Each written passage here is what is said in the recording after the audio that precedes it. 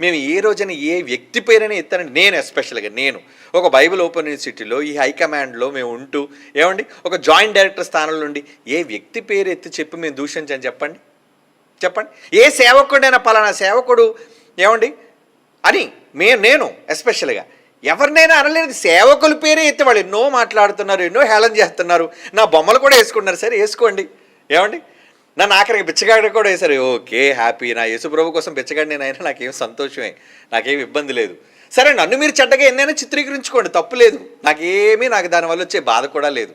కానీ ఒక లేనిదాన్ని ప్రజల మధ్య సృష్టించి ద్వంద్వ వైఖరితో కేవలం తమ సిద్ధాంతాలను కాపాడుకోవడం కోసం ఆ సిద్ధాంతాన్ని నిలబెట్టుకోలేక బురద జల్లే ప్రయత్నం చేస్తున్నారు. తప్పు కదరా సోదరులారా, తప్పు కదా. ఏమంటే యేసుప్రభు కోసం నిజంగా కించపరచడం నాకేమైనా కంకణ కట్టుకున్నానా? నేనేమైనా మతోన్మాదినా, మత ఛాందస్యవాదన? బైబిల్కి వచ్చి యేసుప్రభుని ఏదో తక్కువ చేసేయాలి, యేసుప్రభుని చెడ్డగా చేసేయాలి. నాకేం వస్తుందండి దానివల్ల? నా ప్రభువుని నేను గణపరచాలని అనుకుంటాను. నా ప్రభు పుట్టుకే పవిత్రమైందని నిరూపించిన వాడిని నేను ప్రజల మధ్య.